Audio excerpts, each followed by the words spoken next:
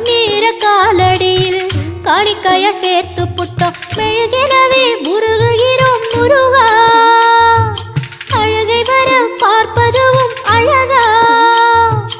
உப்பு காத்து ஊத காத்து சுற்றும் கடலு கரைய பார்த்து சத்தியமா கோயில் கொண்ட சுப்பையா